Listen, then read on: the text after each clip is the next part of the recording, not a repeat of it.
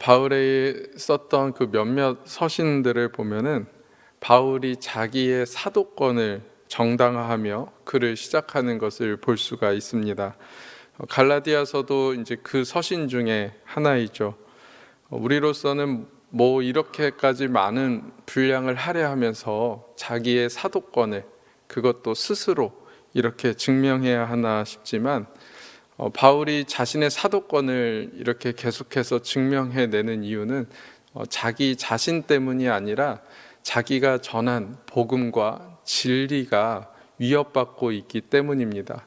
다시 말해서 바울이 지금 자신이 받은 사도권을 증명해내지 못하면 지금까지 교회에 전한 복음과 진리들이 모두 다 거짓이 될 그런 위협에 처해 있는 그러한 상황입니다.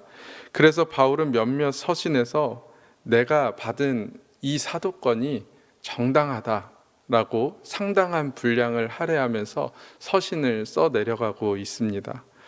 바울이 사도권을 위협받고 있는 문제는 크게 두 가지가 있었습니다. 먼저는 초대교회 교인들이 바울에 대한 불신을 갖고 있었기 때문입니다. 바울이 어떤 사람이었습니까? 사람들은 아직도 바울이라는 이름을 들으면 무서워서 벌벌 떠는, 아직은 바울에 대한 의심의 눈초리가 걷어지지 않은 그런 상태였습니다. 그는 교회를 핍박하는 사람이었습니다.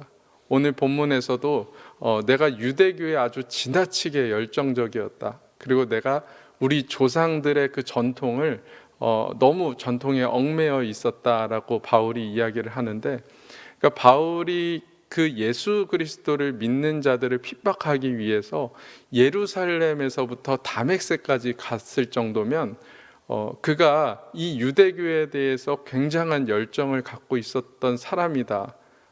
그는 그만큼 자기가 믿고 있는 진리에 대해서 아주 강한 신념을 갖고 있었던 사람이다라는 것을 우리가 알 수가 있습니다. 그런데 어느 날 한순간에 내가 이제는 복음을 전하는 사람이다. 내가 이제 예수 그리스도를 믿기로 했고 나는 이제 사도이다 라고 하면서 갑자기 뻥 하고 튀어나오니까 사람들이 여기에 대해서 의심을 하는 겁니다. 바울 저 사람 지금 저렇게 뭔가 연기를 해서 우리를 나중에 다 잡아들이려고 하는 거 아니야? 이 사람이 우리를 속이는 거 아니야? 이러한 의심의 눈초리가 남아 있었기 때문에 그것이 지금 바울의 사도권을 위협하는 첫 번째 이유였습니다. 두 번째는 도대체 그러면 누가 바울에게 사도권을 주었느냐 하는 것입니다. 사도가 될 수 있는 세 가지 조건이 있습니다. 먼저는 예수님의 부르심을 받은 자, 두 번째는 예수님의 가르침을 직접 받고 예수님의 부활을 목격한 자, 세 번째는 예수님이 직접 사도로 파송한 자.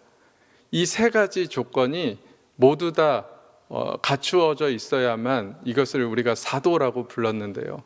바울은 이 세 가지 중에 몇 가지나 해당이 될까요? 하나도 해당이 되지가 않습니다.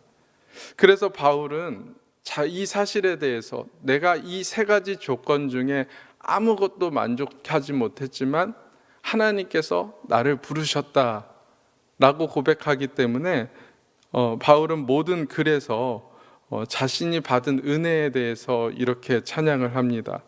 디모데전서 1장 15절에는 그리스도 예수께서 죄인을 구원하시려고 세상에 임하셨다 하였도다. 죄인 중에 내가 괴순이라 라고 고백을 하고요. 고린도전서 15장 10절에는 내가 나된 것은 오직 하나님의 은혜다 라고 고백을 합니다. 그리고 에베소서 2장 8절에 너희는 그 은혜에 의하여 믿음으로 말미암아 구원을 받았으니 이것은 너희에게서 난 것이 아니라 하나님의 선물이다. 그러니까 바울이 쓴 서신들을 읽어보면 그 모든 내용들을 압축해서 딱 두 글자만 뽑아봐라, 한 단어로만 뽑아봐라 하면은 그것은 바로 은혜입니다. 오늘 본문인 갈라디아서 1장 1절에서도 바울은 이렇게 말합니다. 그렇습니다. 여러분이 말하는 것처럼 나 바울이 사도된 것은 사람에게서 난 것이 아닙니다. 사람으로 말미암은 것도 아닙니다. 그러나 나는 예수 그리스도와 그를 죽은 자 가운데서 살리신 하나님 아버지로 말미암아 내가 사도가 되었습니다 라고 이야기를 합니다. 바울은 사도권이 어디에서부터 왔다고 합니까? 사람에게서 난 것이 아니라 내가 사도가 된 것은 하나님으로부터 말미암은 것이다. 그렇습니다. 바울은 다메섹으로 가는 도상에서 하나님을 만났습니다. 사울아 사울아 내가 왜 나를 박해하느냐 라는 하늘의 음성이 들렸을 때 바울은 그 자리에서 바로 엎드렸습니다. 왜냐하면 하늘에서 소리가 들렸다는 것은 그것은 하나님이 분명했기 때문이죠. 주님 누구이십니까? 바울은 묻습니다. 그런데 그 하나님이 말하기를 나는 네가 박해하는 예수다. 지금까지는 율법에 매여서 나무에 매달린 자는 저주를 받은 자다. 그렇기 때문에 예수는 하나님의 아들이 아니다 라고 믿어왔던 신념이 그 다메섹으로 가는 도상에서 무너지고 그곳에서 바울은 살아계신 하나님, 내가 핍박하는 그 예수가 정말 하나님의 아들이었구나 라는 것을 깨닫게 됩니다. 바울은 스스로도 너무나 잘 알고 있었습니다. 나에게는 구원받을 조건이 하나도 없구나. 사도로 부름받을 자격이 하나도 없구나.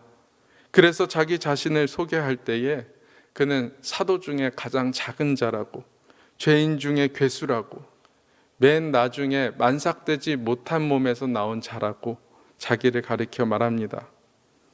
그러나 그런 나이지만 조건 없이 구원해 주시고 사용해 주시는 그 하나님의 은혜를 바울은 서신 곳곳에서 찬양하고 있습니다. 여러분, 이것이 바로 복음입니다. 복음에는 조건이 없습니다. 하나님의 구원하심에는 오직 하나님의 주권만 있습니다. 교회는 이 복음의 본질 위에 세워져야 합니다. 다른 것이 있으면 안 됩니다. 이 복음이 기초가 될 때 교회가 비로소 하나가 될 수 있습니다. 그런데 갈라디아 교회는 그렇지 못했습니다. 6절에 보면 바울은 갈라디아 교회가 다른 복음을 따르는 것을 염려하노라 라고 말합니다. 아니, 복음이면 다 똑같은 복음이지 무슨 다른 복음이 있겠냐 이야기를 하겠지만 갈라디아 교회에는 복음이 아닌 일종의 유사 복음이 퍼진 것입니다. 어떤 복음이었을까요? 복음 위에 조건이 붙기 시작을 했습니다. 당시에는 기독교라는 종교가 따로 있는 것이 아니라 유대교 안에 예수님을 믿는 사람들의 분파가 하나의 어떤 기독교로 자리를 잡았을 때였습니다. 그리고 그 중에는 전에 유대교에서 바리새인이나 사두개파 출신들의 사람들이 있었는데 이 사람들이 이방인들을 향해서 이렇게 말하는 겁니다. 여러분, 바울은 믿기만 하면 구원을 받는다고 하는데 우리 하나님 그렇게 쉬운 분 아닙니다. 여러분, 구원이 그렇게 쉽게 받을 일입니까? 구원이라는 것은 아주 좋은 선물이라고 하는데 어떻게 믿기만 하면 구원을 받을 수 있습니까? 여러분, 할례를 받으십시오. 우리 조상 아브라함의 자손이 되기 위해서는 할례를 받아야 합니다. 그렇게 이방인들에게 조건을 걸기를 시작을 했습니다. 이 이야기를 들은 바울은 이 하나님의 무조건적인 은혜로 주어지는 이 구원이 폄하되고 변질되는 것을 걱정해서 이 문제를 예루살렘 교회로 가지고 갑니다. 그리고 그 예루살렘 교회에 있는 베드로가 이렇게 이 문제를 정리합니다. 또 마음을 아시는 하나님이 우리에게와 같이 그들에게도 성령을 주어 증언하시고 믿음으로 그들의 마음을 깨끗이 하사 그들이나 우리나 차별하지 아니하셨느니라. 무엇으로 마음을 깨끗이 했다고요? 믿음으로. 오직 믿음으로 그 마음을 하나님께서 깨끗이 하셨기 때문에 우리가 이방인이나 유대인이나 이제는 차별하지 않아야 된다라고 정리를 해줍니다. 거짓 선생들이 말하는 다른 복음 때문에 이방인들 그리고 초대교회 성도들이 대부분 이렇게 시험에 들었습니다. 바울은 이 구원에 대한 문제에 대해서 다시 한번 정확하게 얘기합니다. 7절 말씀입니다. 다른 복음은 없다. 그 복음을 전하는 천사라 할지라도 우리가 전한 복음이 아닌 다른 복음을 전한다면 그 천사도 저주를 받아 마땅하다라고 말이죠. 여러분, 우리는 언제 구원을 받았습니까? 어떤 이단 종파에서는 언제 구원을 받았느냐, 어떻게 구원을 받았느냐 이렇게 묻곤 하죠. 우리는 언제 구원을 받았습니까? 오늘 본문 15절에는 이렇게 얘기합니다. 내 어머니의 태로부터 나를 택정하시고 은혜로 나를 부르신 이가 라고 얘기를 합니다. 내 어머니 태에서부터, 그러니까 내가 태어나기 전부터 하나님께서 이미 나를 택정하여 부르셨다고 말합니다. 에베소서 1장 4절에는 좀 더 정확하게 설명을 하죠. 곧 창세전에 그리스도 안에서 우리를 택하사 우리로 사랑 안에서 그 앞에 거룩하고 흠이 없게 하시려고 그 기쁘신 뜻대로 우리를 예정하사 예수 그리스도로 말미암아 자기의 아들들이 되게 하셨으니. 언제 구원 받았습니까? 하는 질문에 이제는 여러분들이 자신 있게 대답하셨으면 좋겠습니다.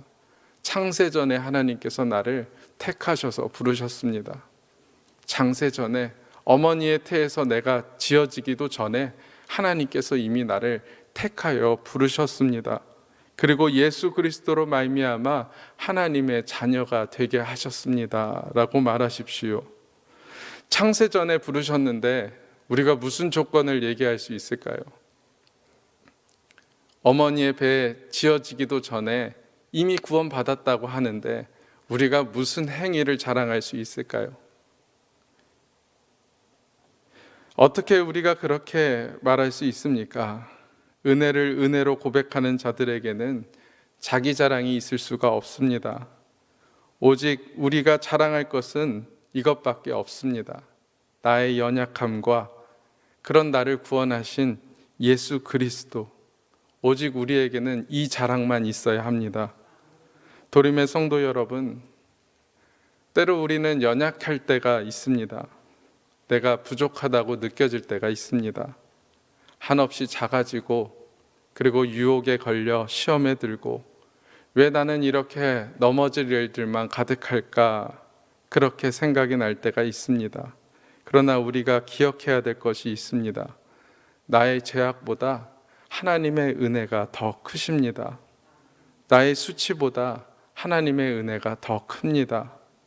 나의 후회보다, 나의 상처보다, 나의 분노보다 하나님의 은혜가 더 큽니다. 나의 실망, 연약, 절망보다 하나님의 은혜가 더 커서 이 모든 것을 덮을 수 있음을 기억하시기 바랍니다. 이 십자가 앞에 기도하는 자리를 잊지 마시고 오늘처럼 날마다 십자가 앞에 엎드려 기도할 수 있는 저와 여러분이 되기를 소망합니다.